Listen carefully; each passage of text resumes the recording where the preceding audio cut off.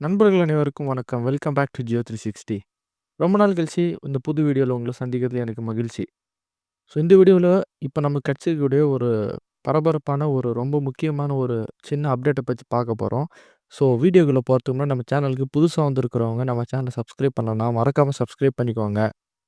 ஏன்னா இந்த அப்டேட் பார்த்தீங்கன்னா ரொம்ப முக்கியமான அப்டேட். நம்ம சேனல கன்டினியூஸா ஃபாலோ பண்ணிட்டு இருக்கவங்களுக்கு இது முக்கியமான அப்டேட். அதனால சேனல சப்ஸ்கிரைப் பண்ணிட்டு பெல் ஐகான கிளிக் பண்ணிக்கோங்க. வாங்க இப்ப வீடியோக்குள்ள போலாம்.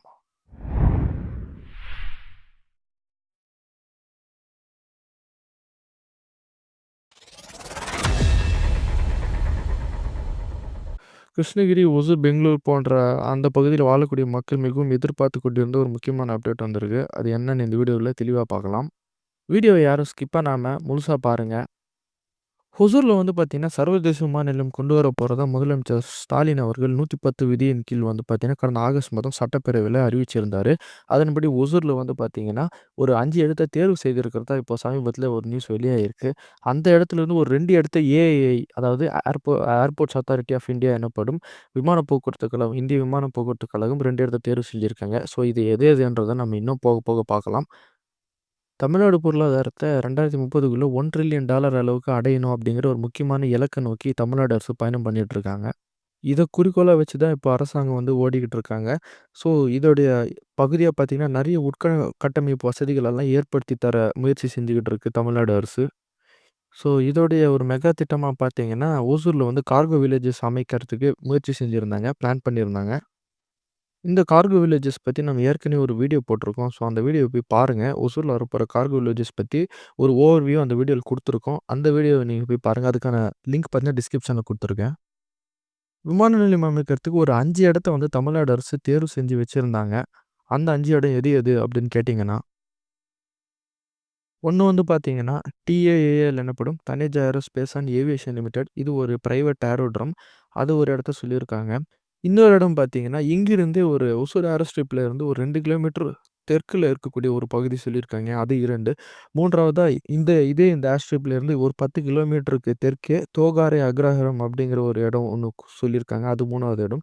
4வதா பார்த்தீங்கன்னா, இந்த ஏரோ ஸ்ட்ரிப்ல இருந்து ஒரு 27 கிலோமீட்டர் தென்கிழக்குல சூளகிரி பக்கத்துல ஒரு இடத்த சஜெஸ்ட் பண்ணியிருக்காங்க. அது 4வது. 5வதா பார்த்தீங்கன்னா, ஒரு 16 கிலோமீட்டர் கிழக்கே தாசப்பள்ளி அப்படிங்கிற ஒரு இடத்துல சூஸ் பண்ணியிருக்காங்க. ஆக மொத்தம் 5 இடத்த தமிழ்நாடு அரசு சூஸ் பண்ணி வச்சிருக்காங்க.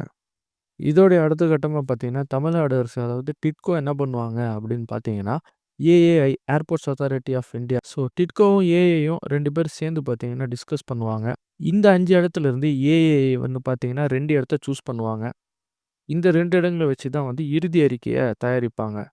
இப்போ ஏர்போர்ட்ஸ் அத்தாரிட்டி ஆஃப் இந்தியா என்ன சொல்லியிருக்காங்க, ஒரு 2 இடத்த சூஸ் பண்ணியிருக்கிறதா சொல்லியிருக்காங்க. அதில ஃபர்ஸ்ட் இந்த டிஐஏஎல் எனப்படும் இந்த பிரைவேட் ஏரோட்ரம்ல பார்த்தீங்கன்னா, ஆல்ரெடி விமான சேவைகள்னு சொல்ல முடியாது. ஏர்போர்ட் ரி அ அ ஏரோப்ளேனுக்கு ரிலேட்டடான சர்வீஸ்லாம் நடந்துட்டுருக்கு. ஃப்ளைட்டுக்கு பெயிண்ட் அடிக்கிறது, மெயின்டெனன்ஸ் ஒர்க்லாம் இங்க ஆல்ரெடி செஞ்சுகிட்டு இருக்காங்க. இந்த மாரி ஃப்ளைட் ரிலேட்டட் ஆப்பரேஷன்ஸ் எல்லாம் இங்க ஆல்ரெடி நடந்துட்டு இருக்கிறதுனால, இதுதான் ஃபர்ஸ்ட் சாய்ஸ் அண்ட் பெஸ்ட் சாய்ஸ்ன்னு சொல்லப்படுது. 2வது இடம் எங்கன்னு பார்த்தீங்கன்னா, பெலகொண்டப்பள்ளி. அதாவது ஒசூர் ஏர் ஸ்ட்ரிப்லேருந்து ஒரு 2 கிலோமீட்டர் தொலைவில சூஸ் பண்ணியிருக்காங்க. இதுவும் ரொம்ப உகந்த இடம் அப்படின்னு சொல்லியிருக்காங்க. இந்த 2 இடத்த தான் ஏஏஐ சூஸ் பண்ணியிருக்காங்க. ஸோ இத ஃபைனலைஸ் பண்ணிட்டு இதுலேருந்து ஒரு இடத்த சூஸ் பண்ணாங்கன்னா, அடுத்த கட்டமா பார்த்தீங்கன்னா, டிபிஆர் டீட்டெயில் ப்ராஜெக்ட் ரிப்போர்ட்லாம் ரெடி பண்ணுவாங்க. போக போக இதுக்கான அப்டேட்ஸ்லாம் நமக்கு கிடைக்கும்னு நம்புறேன். இப்போதைக்கு இந்த 2 இடத்த தான் ஏஐ சூஸ் பண்ணியிருக்காங்க. மேற்கொண்டு எந்த ஒரு முன்ன ப்ராக்ரஸ் இருந்துச்சு அப்டின்னா, கண்டிப்பா நமக்கு அதுக்கான அப்டேட் கிடைக்கும். செய்திகளில் வரும். அப்படி வரும்போது நான் அத டீட்டெயிலா படிச்சுட்டு நான் நிச்சயமா உங்களுக்கான அப்டேட்ஸ நான் குடுக்குறேன். இந்த வீடியோ உங்களுக்கு பிடிச்சிருந்தா லைக் பண்ணுங்க, ஷேர் பண்ணுங்க. உங்க ஃப்ரெண்ட்ஸ் கூட இந்த வீடியோவ ஷேர் பண்ணுங்க. உங்களுடைய கருத்துக்கள கீழ கமெண்ட் பாக்ஸ்ல சொல்லுங்க. மறக்காம சப்ஸ்கிரைப் பண்ணிக்கோங்க. மீண்டும் ஒரு இடத்த பத்தி சந்திப்போம். நன்றி, வணக்கம், ஜெய் ஹிந்த்.